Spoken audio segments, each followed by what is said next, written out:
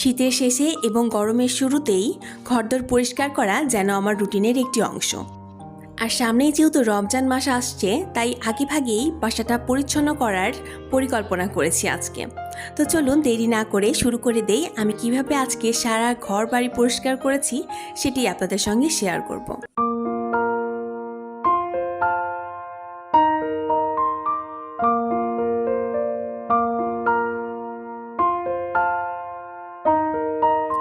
আসসালামু আলাইকুম, কেমন আছেন সবাই? আশা করছি সকলেই খুবই ভালো আছেন এবং সুস্থ আছেন। আলহামদুলিল্লাহ, আমিও আমার পরিবার নিয়ে খুব ভালো আছি। লামিস ব্লগের আরও নতুন একটি ভিডিও দেখার জন্য আপনাদের সকলকেই স্বাগতম জানাচ্ছি। আজকের সকালটি শুরু করছি হাতে 1 কাপ চা নিয়ে। সকালে ঘুম থেকে উঠেই 1 কাপ চা না হলে কিন্তু আমার কোনোভাবেই চলে না। আজকে যদিও বা আরহামের বাবাকে একেবারে অফিসে বের করে দিয়ে তারপর কিন্তু আরাম করে চা খেতে বসেছি। আর সেই কারণেই চলে এসেছি বারান্দাতে। আর প্রকৃতির দৃশ্য দেখতে দেখতে চা খাওয়াটা কিন্তু আমার অনেক বেশি ভালো লাগে। আর প্রকৃতির মনোমুগ্ধকর পরিবেশ যখন আপনি আপনার সাথে পাবেন, তখন কিন্তু পরিবেশটা একেবারেই অন্যরকম হয়ে যায়। আর সাথে যদি থাকে চা, তাহলে তো আর বলার কথাই নেই। তো এখন কিন্তু বেশ অনেকটা সময় পরে আমি নাস্তা করতে বসেছি। তো আজকে আর তেমন রুটিও আমি কিন্তু বানাইনি। আজকে রুটি বানিয়েছিলাম হচ্ছে গোলা আটার রুটি, যেটা মানে ওটা গোলা আটা করে নিয়ে শুধুমাত্র ফ্রাই প্যানে দিয়ে দিয়েছিলাম, একেবারে চিকন আর ছোট্ট করে বানিয়েছিলাম। গতকাল রাতে আমি সিম ভাজি করেছিলাম হালকা একটু আলু দিয়ে, তো ওইটারই কিছুটা ছিল। আর যদি এখন আমি ওটা না খেয়ে নিই তাহলে কিন্তু ওটা অবশিষ্ট ওরকমই ফ্রিজে থেকে যেত। তো এই কারণে আমি ওটা খেয়ে নিলাম। দিনের শুরুতেই নিজেকে একটু সময় দেওয়াটা কিন্তু অনেক বেশি জরুরি, কারণ পুরোটা দিন আমরা কিন্তু অনেক কাজ করি। তো কাজের শুরুতেই যদি নিজের জন্য একটু সময় বের করা যায় তাহলে কিন্তু বেশ অনেকটা ভালো হয়, আর নিজের মনটা অনেক বেশি প্রশান্তি থাকে। আর এই কারণেই আমি নিজের জন্য 5 মিনিট হলেও কিন্তু একটু সময় বের করি আর আরাম করে এই যে নাস্তাটা করে নিয়েছিলাম। আর এরপরে কিন্তু ঘরের অন্যান্য কাজে আমি হাত দেই। তো আজকে কিন্তু একটু পরিষ্কার করব হচ্ছে ঘরের যত ঝুল আছে, ময়লা আছে, এগুলি একেবারে ডিপ ক্লিন করব। শীতের শেষে এবং গরমের শুরুতেই ঘরদোর পরিষ্কার করা যেন আমার রুটিনের একটি অংশ। আর সেই জন্যই আজকে সকালেই ঠিক করলাম যে পুরো বাসাটা আজকে একেবারে সুন্দর করে পরিষ্কার পরিচ্ছন্ন করে দেব। ধুলাবালি জমে থাকলে পরিবেশটা যেমন নোংরা লাগে, তেমনি কিন্তু আমাদের জন্য সেটি অস্বাস্থ্যকর। তো এই কারণে, আর যেহেতু বাচ্চা আমাদের বাসাতে রয়েছে, তো বাচ্চার জন্য হলেও কিন্তু সবসময় বাসাটা ক্লিন রাখা জরুরি। আর সামনেই যেহেতু রমজান মাস রয়েছে, তো রমজান মাস আসার আগেই কিন্তু বাড়িটা একেবারে পরিষ্কার পরিচ্ছন্ন করতে চাচ্ছিলাম। আর যেহেতু আমাদের পরিষ্কার পরিচ্ছন্ন থাকাটা কিন্তু ইমানের অঙ্গ, তো এই কারণেই সবসময় আমি চেষ্টা করি যে বাসাটা একটু ক্লিন রাখার জন্য। বাসাটা ক্লিন করার ক্ষেত্রে সবার আগেই কিন্তু বেডটি গুছিয়ে নিতে হয়। আপনার ঘরের যদি বিছানাটি সবার আগে গুছিয়ে নেন তাহলে দেখবেন যে ঘরের যেন অর্ধেকটি কাজ একেবারে শেষ হয়ে গিয়েছে। আর যদি বিছানাটা একেবারে পরিপাটি করা থাকে তাহলে কিন্তু খুবই সুন্দর লাগে, মানে চোখের একটা প্রশান্তি মেলে। আর এই যে এই বেডের এই পাশে আমি কিন্তু আমার খুবই শখের কয়েকটি ওয়ালমেট নিয়ে এসেছিলাম। তো সেগুলি কিন্তু আমি দেয়ালে লাগিয়েছি। আমার আপুরা কিন্তু কমেন্ট করে জানাতে একেবারেই ভুলবেন না যে আমার এইগুলি কেমন লাগছে আপনাদের কাছে। যদিও বা গত ভিডিওতে আমার অনেক আপুরাই কিন্তু আমার ওই ওয়ালমেটগুলি অনেক পছন্দ করেছেন, অনেকেই কিন্তু দামও জিজ্ঞেস করেছিলেন। এই ওয়ালমেটগুলি কিন্তু আমি অনেক কম দামে পারচেস করেছিলাম। আর কোথা থেকে পারচেস করেছি সেটাও আজকে ভাবলাম যে আপনাদের কাছে বলেই দেই ভিডিওতে, কারণ অনেকেই কিন্তু এটা নিয়ে কমেন্ট করেছিলেন যে দাম কত বা কোথা থেকে কিনেছি। তো ওয়ালমেটগুলি আমি আসলে কিনেছিলাম মতিঝিল হলিডে মার্কেট থেকে। তো বড় দুইটির দাম নিয়েছিল হচ্ছে 100 টাকা করে, আর ছোটো যেই দুটো রয়েছে সেগুলো ছিল 50 টাকা করে। তবে 50 কি 80 আমার ঠিক মনে নেই, 50 বা 80 এরকমই হবে হয়তো। হ্যাঁ, ঘরবাড়ি ডিপ ক্লিন করার পর কিন্তু আমি জোহরের নামাজ পড়ে নিয়েছি আর খাওয়া দাওয়া করে নিয়েছি। আজকে আর খাওয়া দাওয়াগুলি আসলে শেয়ার করা হলো না। নামাজ আমাদের মনকে অনেক বেশি প্রশান্ত রাখে, আর এই কারণে শত ব্যস্ততার মাঝেও কিন্তু নামাজের জন্য অল্প একটু সময় আমি বের করে রাখি। তো যদিও বা আজকে কিন্তু নামাজ পড়তে অনেকটা লেট হয়ে গিয়েছিল, তো তাও আমি কিন্তু কাজা করিনি, আমি নামাজটা পড়ে নিয়েছিলাম। তো নামাজ পড়ার পর দুপুরে কিন্তু বেশ অনেকটা সময় আমি একটু বিশ্রাম নিয়েছিলাম, কারণ সারাদিন একটু পরিশ্রম করার জন্য দুপুরে কিন্তু অল্প একটু হলেও আমি বিশ্রাম নিয়ে থাকি।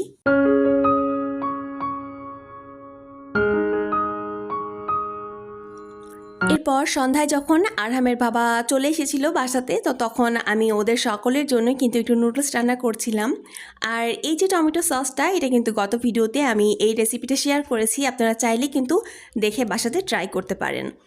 এটা একেবারেই সহজ একটা পদ্ধতিতে আমি করেছি, মানে একেবারে ঘরে থাকা উপকরণ যেটা বলে, তো সেরকমভাবেই আমি বানানোর চেষ্টা করেছি। আর মাশাআল্লাহ খেতে কিন্তু অনেক মজা হয়েছে।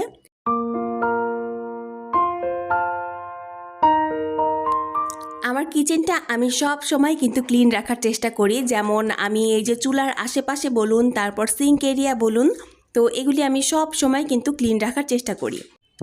তবে চুলার ঠিক ওপরে আমার একটা গ্লাসের একটা তাক দেওয়া আছে, তো ওটার উপরে যেমন আমি বড় যতগুলি জারটার আছে, তো আমি সেগুলি ওখানে রাখি। তো ওগুলিতে অনেক বেশি ময়লা জমেছিল, আমি গত ভিডিওতে কিন্তু দেখিয়েছিলাম। তো আজকে ভাবলাম যে সন্ধ্যার পরে আমি সেটাকে ওটা একটু ক্লিন করে নেব। যদিও ওটা করতে কিন্তু আমার একেবারেই বেশি সময় লাগেনি, অল্প সময়ের মধ্যে আমি করে নিয়েছিলাম। ক্লিনিংয়ের কাজে হাত দিলে কিন্তু অল্প একটু হোক বা অনেক বেশি সময় হোক, কিন্তু এখানে কিন্তু বেশটা একটা সময় কিন্তু ব্যয় হয়। তো এই কারণেই আমি ওদেরকে কিন্তু নাস্তা দিয়ে ওদেরকে পেট ঠান্ডা করে রেখে এসেছি, যেন ওরা কিন্তু আমাকে আর জ্বালাতে আসবে না এখন। তো রাতে যদি একটু খাওয়ার দেরি হয়ে যায় তাহলে কিন্তু সমস্যা নেই। আর এটা কিন্তু খুব বেশি একটা জায়গা অনেক বেশি ময়লা জমেছিল তেমন না, আমি জাস্ট একটু ডিশওয়াশার দিয়ে আমি এটা হালকা করে একটু ওই যে তারের মাজুনি যেটা থাকে ওটা দিয়ে কিন্তু একদমই হালকা হাতে এগুলি ক্লিন করেছি। আর কোনো রকম যেন স্ক্র্যাচ না পড়ে আমি এমনভাবে আলতো হাতে এটা পরিষ্কার করেছি। আর তাতেই কিন্তু আলহামদুলিল্লাহ খুব ভালো পরিষ্কার হয়েছে, কোনো রকমের আমি গরম পানিও ইউজ করিনি। তাতেই কিন্তু মাশাআল্লাহ অনেক সুন্দর পরিষ্কার হয়েছে। মানে আমার এই রোজার মাসটা আমার এই ক্লিনিং দিয়েই হয়তোবা চলে যেতে পারে, আবার হয়তোবা দেখা যাচ্ছে ঈদের দিকে আমি আবার একটু ডিপ ক্লিন করব, এরকম অবস্থা আর কি। কিচেনে যদি একটু হাত দেওয়া যায় ক্লিনিংয়ের কাজে তাহলে কিন্তু বেশ অনেকটা অপরিষ্কার হয়ে যায়। তো সেগুলি কিন্তু আবার সুন্দর করে ক্লিন করতে আমি কিন্তু এই যে জারগুলি ছিল এগুলিও ভালোভাবে একটু ক্লিন করে তারপর কিন্তু রেখেছি। তো এই জায়গাতে আমি যেগুলি রেখেছি ওইগুলি দেখা যাচ্ছে এখন যেহেতু রোজার মাস আসছে, তো ওগুলি কিন্তু আমাদের একেবারে প্রতিনিয়তই কাজে লাগবে, প্রতিদিনই দরকার। তো এই কারণে ওগুলি হাতের কাছেই রেখেছি যেন একেবারে চোখের সামনে থাকে। আর এই সাইডটাতে আমি চা চিনি যেই এগুলি লাগে এগুলি আমি রেখেছি, স্ন্যাক্স আইটেম টুকিটাকি। তো কারণ হয় কি যে আমি দিনের মধ্যে আমি অনেকবার চা খাই, তো এই কারণে হাতের কাছে চা চিনিগুলি রেখেছি, কেবিনেটে আর রাখিনি যে বারবার খুলে আবার বারবার অফ করতে হবে। তো এই কারণে একেবারে হাতের নাগালে রেখেছি। আমি তো পুরো বাসাটি এবং কিচেনটি একেবারে ডিপ ক্লিন করে নিয়েছি। আমার আপুদের কাছে আমার ক্লিনিংটা কেমন লেগেছে এবং ঘরটি সাজানো কেমন লেগেছে অবশ্যই আমাকে কমেন্টে জানিয়ে যাবেন। এবং ঘরটি কিভাবে পরিষ্কার করলে আরও বেটার হতো বা আপনাদের যদি কোনো আইডিয়া থাকে তাহলে কিন্তু সেটিও আমাকে অনায়াসে জানাতে পারেন, আমি কিন্তু ভীষণ খুশি হব তাতে। তো এবার চলে আসি রাতের খাওয়া দাওয়াতে। তো খাওয়া দাওয়া করার আগে তো রান্না করতে হবে, কারণ আজকে দুপুরে কিন্তু তেমন কোনো কিছু রান্না করিনি, টুকিটাকি রান্না করে আমরা খেয়ে নিয়েছিলাম। তো যেহেতু আমরা একটু আজকে ক্লিনিংয়ের কাজ করেছি, আর এই কারণে দুপুরে রান্নাবান্নার ঝামেলা একেবারেই করিনি। দুপুরে তো টুকিটাকি রান্নাবান্না করে খেয়েছি। আর এখন রাতের বেলায় এখন কি হচ্ছে যে রাতে রান্নাও করতে ইচ্ছে করছে না, কারণ আজকে পুরাটা দিন কিন্তু বেশ একটা ধকল গিয়েছে। কারণ ক্লিনিংয়ের কাজ যেদিনকে থাকে সেদিনকে তো আর মানে কি বলবো, খুবই খারাপ অবস্থা হয়ে যায়। কিন্তু এদিকে ক্লিনিংটা করতেও হবে, তো কিছু করার নেই। আর এই জন্যই আজকের দিনটি বেছে নিয়েছিলাম আমি রমজানের আগে। এখন আমি রাতের রান্নাবান্না শুরু করে দিয়েছি। আর প্রথমে কিন্তু ভাতটা বসিয়ে দিয়েছিলাম এবং ভাতের মধ্যে আজকে একটু আলুও দিয়েছিলাম। আলু ভর্তা খেতে ভীষণ ইচ্ছে করছিল, তাও আবার বোম্বাই মরিচ দিয়ে। তো বোম্বাই মরিচের কাহিনী আমি পরে বলছি যে কীরকম অবস্থা হয়েছিল আমার আজকে আলু ভর্তার। তো আজকে আমি প্রথমেই কিন্তু একটু চচ্চড়ি ডাল করব, মানে মসুরির ডালের যে চচ্চড়ি ডালটা করে সেটা। এটা কিন্তু আমার খুবই পছন্দ, কিন্তু এমন একটা অবস্থা হয়েছে যে আমি তো যেহেতু খাওয়ার পরে আমি ভয়েসটা দিচ্ছি, তো আমি ওটাতে একেবারে লবণটা আমার এত কম হয়েছে যে আমি লাস্টে যে একটু চেক করে দেব তাও কিন্তু আমার খেয়াল নেই। পরে খেতে বসে দেখি যে অনেকটা লবণ কম হয়েছে। তো ব্যাপার না, আমি পরে আবার অ্যাড করে কিন্তু খেয়ে নেব। তো এদিকে আমি কিন্তু একটু সিম ভাজি করে নেব। আমার আরহাম এবং আরহামের বাবা এবং আমার আরহামের ফুপি সবারই কিন্তু এই সিম ভাজিটা অনেক বেশি পছন্দের। তো এই কারণে আমি ওদের সকলের জন্য কিন্তু খুবই মজাদার করে একটা সিম ভাজি রান্না করব। এই যে কিছুক্ষণ আগেই যে এত ক্লিনিংয়ের কাজ করলাম, কিন্তু এই যে এখন আবার রান্না বান্না শুরু করব। আর রান্না করার পরেই কিন্তু হবে কি যে এই যে চুলার দিকে, তারপর চুলার পেছনে এদিক সেদিকে কিন্তু অনেক বেশি তেল চিটচিটা হয়ে থাকবে।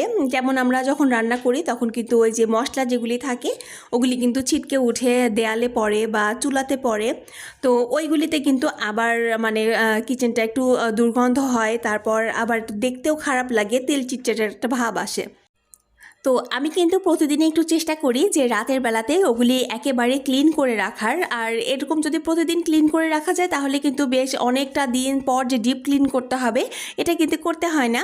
দেখা যাচ্ছে প্রতিদিন অল্প অল্প করে পরিষ্কার করতে করতে তেমন একটা ময়লাই জমে না। তো যাই হোক, এখন কিন্তু রাতের বেলাতে আমরা খাওয়া দাওয়া শুরু করব। তো সবার আগে আরহামকে খাইয়ে দেব, আর বাকিরা কিন্তু ওরা তো হাত দিয়েই খেয়ে নেবে, আরহামকে তো আমাকে খাইয়ে দিতে হবে। তো ওর কিন্তু একটু সমস্যা হয়ে গিয়েছিল, তবে ও আলু ভর্তাটা অনেক বেশি পছন্দ করে। তো আমি আজকে হয়েছে কি যে কাঁচামরিচ বাসাতে একেবারেই শেষ হয়ে গিয়েছিল, আর শুকনো মরিচের ভর্তা করব না। আর এই কারণে আমি বোম্বাই মরিচ দিয়ে কিন্তু ভর্তা করেছি, আর এত ঝাল হয়েছে যে আমি কোনো রকমভাবেই খেতে পারছিলাম না। বিশাল একটা অভিজ্ঞতা হয়েছে আজকে। তো এদিকে আমি আরহামকে কিন্তু খাইয়ে দেব, কিন্তু দেখুন ওকে খাওয়ানো যে কী একটা ঝামেলা। তো প্রথম প্রথম কিন্তু এক দুইবার এসে খুব আগ্রহ করে নিয়ে যায়, কিন্তু তারপরে ওর পেছনে আমার ছুটতে ছুটতে একবারে জীবন শেষ হয়ে যায়। আজ রাতে কিন্তু আমি অনেক যে এটা সেটা রান্না করেছি তা না, একেবারে সাদামাটা রান্না করেছি। আলু ভর্তা করেছিলাম, সিম ভাজি করেছি, আর টাকি মাছের ঝুরি ভাজা করেছি, মানে ভর্তাই বলা যায়। আর সাথে ছিল হচ্ছে মসুরের ডাল চচ্চড়ি, আর সালাদ তো ছিলই, সালাদ না হলে তো চলে না। তো এই টাকি মাছের ভর্তা বা যেই ঝুরঝুরা যেটা, এটা কিন্তু খেতে অনেক মজা হয়েছিল। আরহামের বাবার খুবই পছন্দের।